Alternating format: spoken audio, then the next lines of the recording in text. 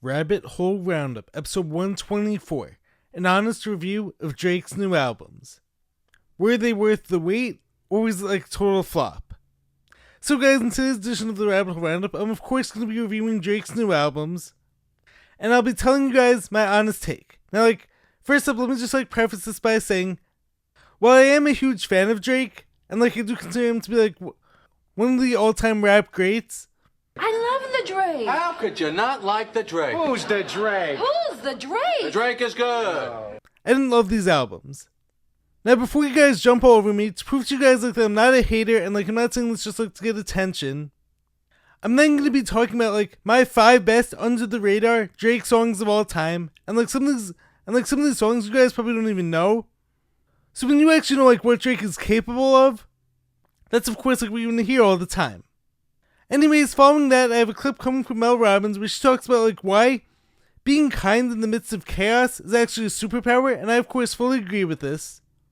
When you can always treat people with kindness and respect, regardless of the circumstances, this is an amazing quality to have, and this is one I've been told so many times that I actually possess.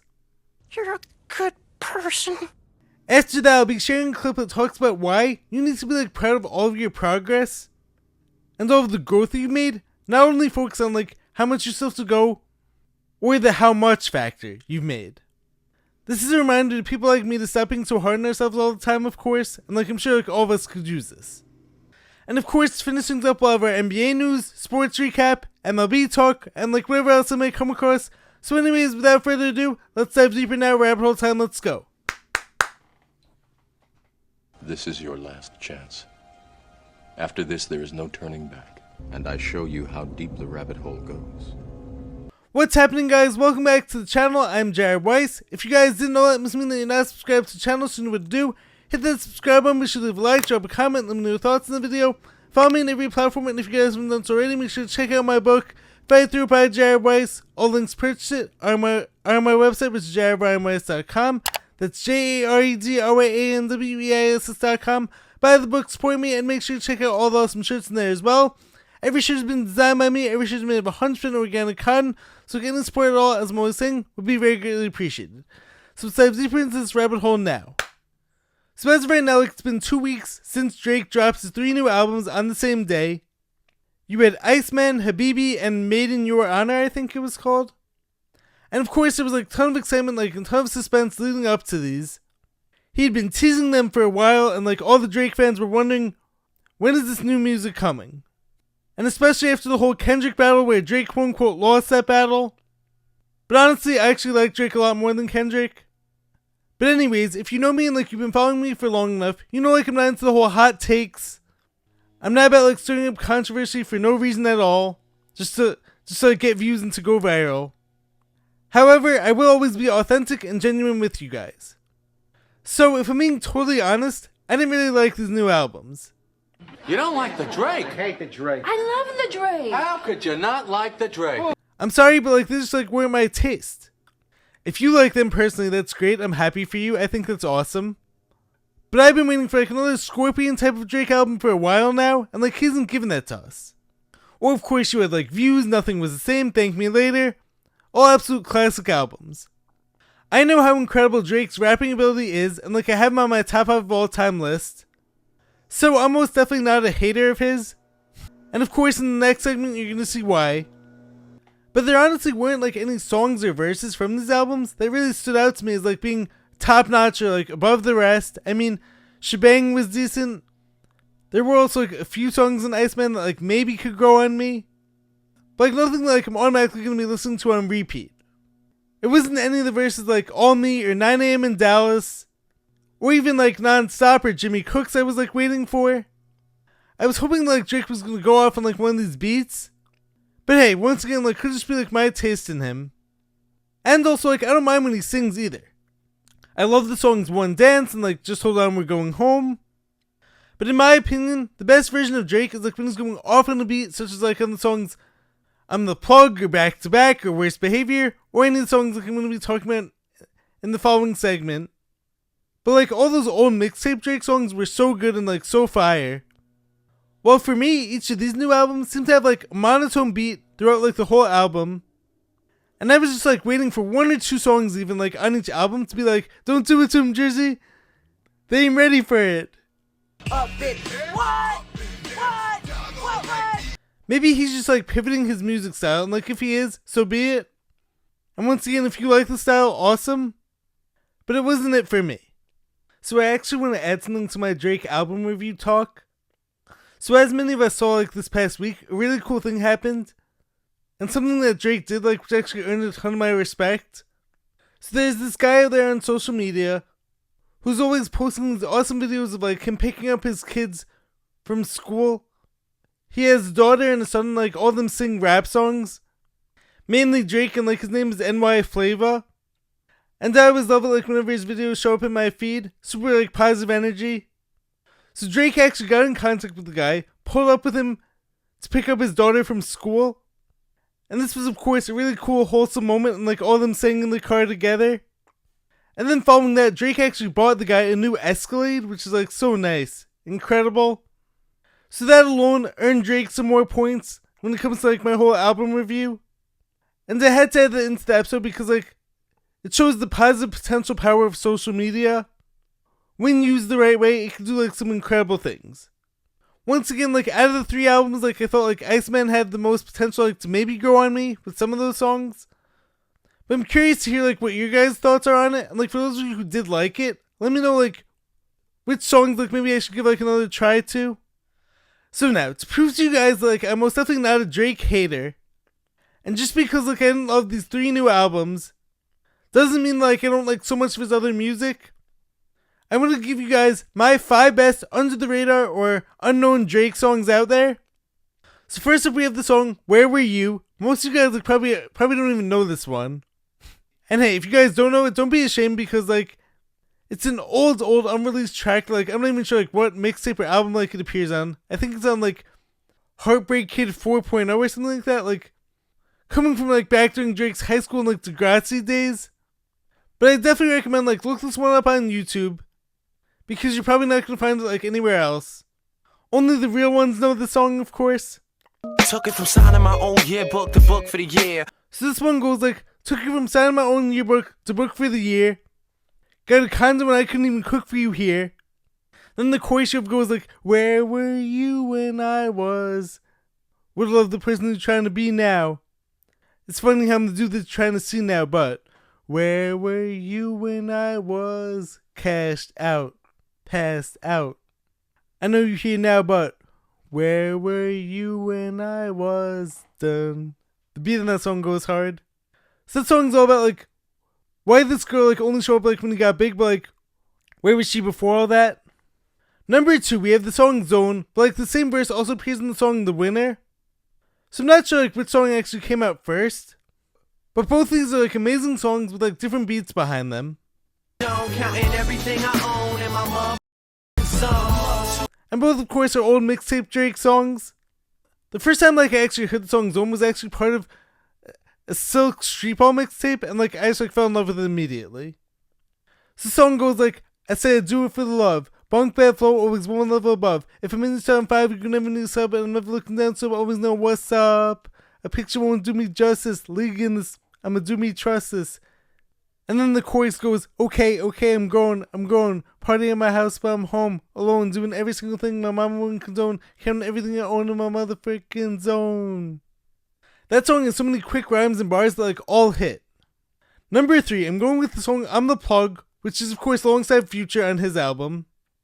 So this song came out in 2015, and this might be like one of Drake's best pure raps, I think. And it's a song like that really reveals Drake's rapping talent. Let's get it. It's that OVO Halloween gang. You know how I'm rocking already. Because of course, when you know like someone could go off like this, you want to hear more of it all the time. And then like once again when you hear his 3 new albums, it doesn't like do his talent a full justice, I believe. So Drake comes out firing in the second verse of the song, following Future's verse, and he just goes like, whole time I was ready, they was like, hold wait a minute, I was like, nah brother, let's get it. It's that OVO Halloween gang, you know how I'm rocking already. If you come here and try to take some, there's a lot more where they came from, and it really ain't no thing. I got some pee in this thing. I just dropped a jig in my rebel and it really gave me wings. Yeah, up and away. Yes, just seen it coming in May.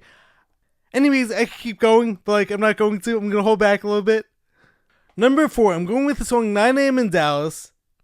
Now Drake of course like has a bunch of songs that have like similar titles. He's 5 AM in Toronto, which is like another great song. But I think like my favorite out of these is actually 9 AM in Dallas. This one just like has a solid beat like looping throughout the song. I'm in the crib stacking money from here to the ceiling. And Drake has lines like, smart kids who smoke weed, on a roll. And I'm in the crib stacking money from here to the ceiling, whatever is the guy it's clearly appealing. These other rappers begin that inferior feeling your soul, spiritual healing. Take a look at yourself, the mirror's revealing. If you ain't got it, you ain't got it, the theory is brilliant. I love that line. And of course I love that song overall. And finally at number 5, my 5th under the radar unknown Drake song that like I love. We're going back to the old mixtapes once again, like we have the song Get Over It. Now I'm not sure like when the song was released, but like I think it may have been around the time of like Thank Me Later. But I heard this one years ago, like during one of those old radio mixtapes. And like I searched up the lyrics for it, like and I found it. And so this one once again is called Get Over It. Here I go. Look, I stands out. My favorite lines from the song are, so like it starts off with, look, I stands out. Don't think it's that I done plans out. And life is beautiful as ever when it pans out. And girls are beautiful until they want to hand out butts. Ask Apple how I get it though. I be on the phone with it that you ain't never know. And then he goes, and you can sum me never. I don't get bitter, I just get better. And he also like has a line in that song where he goes like, Drake is at the club and he balled like no air. Love that line. That whole line is like so creative. And that song was heavily influenced by the rap group Little Brother, who featured Pooh and Tay, who just so happens to be like 2 of Drake's favorite rappers of all time, I think. Anyways, that's my list, and like hopefully you guys can see now like that I'm definitely not a Drake hater. These new albums just like weren't my taste. But anyways, let me know in the comments your thoughts. Next up, I want to share a clip coming from Mel Robbins where she talks about like why being kind in the midst of chaos is a superpower, and like one like I believe I possess too. When you can still be kind in the middle of your own struggles, you prove something extraordinary to yourself. You prove that, yeah, life is hard right now, but it has not taken my heart. It has not taken my values, and it has not taken me. I can still be kind. I can still have compassion. And you might feel like you got nothing left for yourself. But the moment you hold the door for someone with a bag of groceries, or you compliment the cashier's nails, or you tell somebody, hey, I love your socks, you're sending yourself a signal. You're waking up and saying, despite all the problems and the things that are weighing me down, I'm still me. I still care. I still have something to give. I am still a person that can make a difference and send positive waves. So I fully agree with this, and like I'm very proud of myself for this. Because so many people out there like have said this about me and like how I do this so well. I believe that like having kindness and like showing kindness in the middle of chaos makes you magnetic, makes you reliable, and like it shows your true character as a person. Because anyone can be kind, like anyone can be nice whenever like everything's going great for them. But this is what like I'm most proud of. Most of you like have no clue what I've been through every day for the past 11 years, healing from a life-threatening illness. And yet like that's part of what makes me so great. I am a kind man. Who else would do something like this? I'm not saying like I'm not open with people, and like I'm not saying like I don't have my moments when I'm feeling down in the dumps or like my body isn't physically feeling good. But I make sure to never let that change me as a person and like change my overall values. And that's actually been like a goal of mine ever since like the start of my whole healing journey for these past 11 years. I made it a point to never let like my circumstances define the outcome. And once again, it's not about denying how you feel. If you know me, like you know like I wear my heart on my sleeve. I definitely show like all my emotions. I cry, I smile all the time. So I do let myself like feel every emotion. But what I'm going through does not change my character and doesn't change my personality and like how I show up for others. And so much this like comes down to having self-love too. Taking deep breaths for myself, doing daily meditations, putting the right foods in my body. Even when things like haven't been feeling the best, like or whenever I need like a ton of patience for the next step in my journey, I take care of myself in the best way possible. So this way like I can show up for others in the best way too. And once again, this is like what so many people I think love about me. And what I love about myself is like my consistency as a person. It doesn't change, just like based on like how I'm feeling. Now next, I want to share a clip like for all of us who are too hard on ourselves, including me. And this clip is all about like be proud of the growth you've made, not like how much. Has there been growth? I didn't ask how much growth. I asked, has there been growth? Yes or no question. I need an answer. And if the answer is yes, I'm gonna need you to chill. This is a great message because oftentimes we're going to minimize all the success we've had because we're not exactly where we want to be, but we fail to recognize we started over here, we've moved quite a bit, we might not be to our end goal, but that growth that we've already had, we minimize, and it's not fair. So acknowledge how far you've come and be proud of yourself for that. Why do we do this to ourselves? I know like I was thinking the exact same thing right after like she asked this question. But of course, we live in a world like where we're seeing everyone's massive successes and like their highlight reels every day on social media. So it can be easy to fall into the trap of feeling like we're not enough. Hey, I just got my license! Hey, I'm getting mine next! Hey, I doubt it! This person over here just hit like 1 million followers. This person like bought a new car. This person bought a new house. This person's like engaged. While you're over here working hard to still get like your first 1,000 followers, or just to get through the day and like make ends meet. But this is why celebrating all of our wins, like even the smallest ones, is so important. It's not about like celebrating mediocrity or rewarding ourselves like for participation trophies. I'm definitely not like about that. But it's about acknowledging for some of us and like for some of our journeys like are taking a longer path, a way more long-winded, winding road to get to our destination. And if we don't like acknowledge all of our wins and like all we're overcoming to get there, then we're actually selling ourselves short. So I want to thank these people for this reminder because like I know I need it all the time. Progress is progress, and like Rome wasn't built in a day. It was not built overnight. It was built brick by brick for a long enough time. And just because some people out there might be there already, shouldn't stop you from grinding on your own path. Remember, like, it's still possible as long as you don't quit. Just focus on getting a little bit better day after day and, like, build that up for a long enough time, build up enough wins, and you're gonna get there. Anyways, on to this week's sports recap, let's go now. So let's start things off with the New York Knicks sweeping the Cleveland Cavaliers on their way to the NBA Finals. The Knicks' first final since '99. Everything went right for the Knicks in the series, and like a lot of things I actually spoke about heading into the series. So of course, mainly whenever a team gives up like 22-point lead in game 1, and not only that, but like in the fourth quarter of game 1, and of course like the Knicks have that massive comeback, it's gonna be really tough like to come back from that emotionally. But the Knicks' X factors, in my opinion, Mikal Bridges and OG Anunoby, both played phenomenal. So like Bridges shot like 70% from the field in the series, and T and OG were fantastic on both ends as well. Josh Hart, of course, had a massive game 2 on offense, scoring 26 when the Cavs let him shoot and like he made them pay for it. And of course, the Knicks' 2 leaders, Jalen Brunson and Karl-Anthony Towns, as I predicted, both went off in the series. Jalen Brunson like averaged like close to or maybe even like over 30 a game. And he had his way with Harden and Mitchell. And even when like the Cavs tried to take away his shooting, he still went for like 14 assists in game 2 or game 3, I think it was. I'm pretty sure that was game 2. And Cat kept doing his thing too. He was like incredibly efficient in this series. And furthermore, off the bench, Landry Shamet was lethal from 3. And something like that I know as a player, as well as like someone who's watched basketball for long enough, some shots are just like worth more. So in those like first few games, every time like he came in, anytime like he hit like 1 to 3 threes in those games, all those shots just like felt like daggers, and like of course kept going. And like in game 4, he goes for 4 threes and like 5 of 6 from the field. He was incredible this series. Shaman has like such a smooth stroke, and like as a shooter myself, watching him is like a thing of beauty. So the Knicks rolled through the 76ers, and now like they just rolled through the Cavs, who I thought like were actually a pretty solid team. I predicted that like the Knicks were going to win the series, but like definitely not in a sweep. The Knicks wings though, like wing defenders definitely got to Harden and Mitchell, forcing them into like a lot of turnovers. And the Cavs as a team just looked out of sorts after game 1 especially.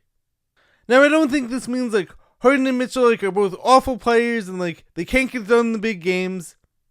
As I'm always saying, I'm not a fan of the whole hot take sports culture. because both guys like definitely had their moments in this playoffs and like even in the series too. They were just like very inconsistent, and like the team as a whole had the wind taken out of its sails after game 1. So it's definitely gonna be like very interesting to see like where the team goes in the offseason and like whether or not like the whole core breaks up. Or on the other hand, maybe if like LeBron James heads there, we'll see about that. Now also like one more thing about the Knicks. So like I was not happy last year when the team fired Tibbs because like I consider Tibbs like to be like one of the top coaches in the NBA. And like he of course developed the team into like what they are now. But having said that, I just to give like ton of credit to Mike Brown. He's done an incredible job coaching them in this playoffs and like during the season. And I'm not saying like Tibbs couldn't have done it also, but like the results of this current Knicks team speak for themselves, and like maybe it's possible like Mike Brown having more trust in his bench helped them enough to get over that hump.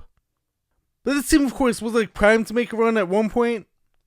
Now over in the Western Conference we have the OKC Floppers. Oh wait, I meant to say OKC Thunder, who are neck and neck with the Spurs, tied 2-2 at the moment. And this is of course after the Spurs steamrolled the Thunder in game 4 to tie up the series. And in that game, Wemby put up another 30-piece and like was absolutely dominant.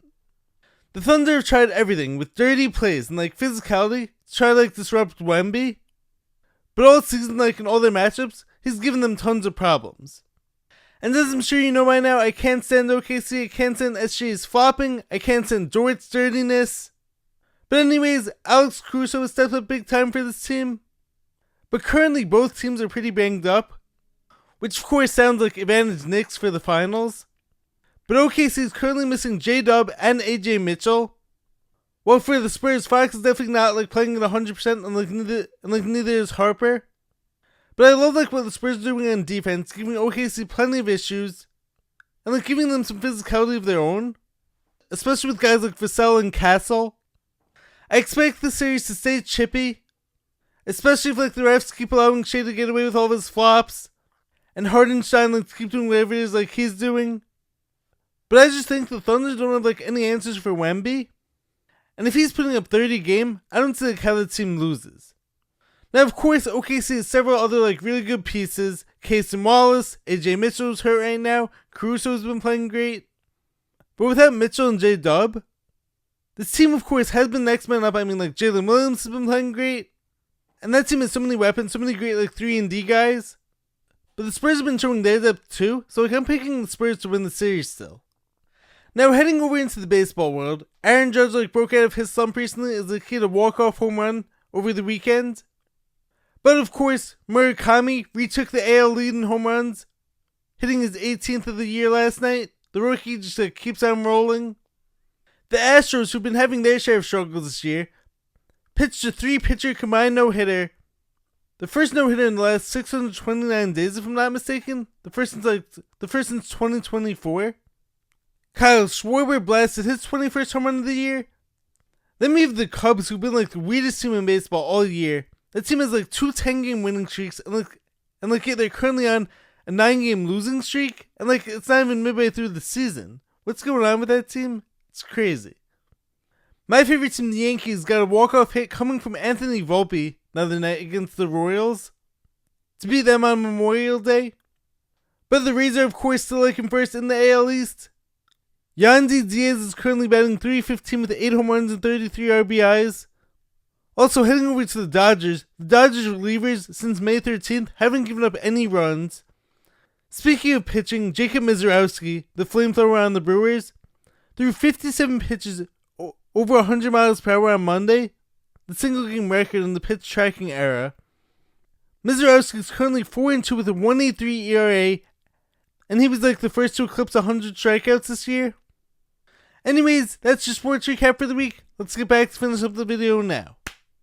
Anyways, that's the video. If you guys enjoyed what you heard, make sure to leave a like, drop a comment, subscribe to the channel. I will catch you guys next time. Stay positive, stay hustling, stay grinding, and catch you next time. Peace.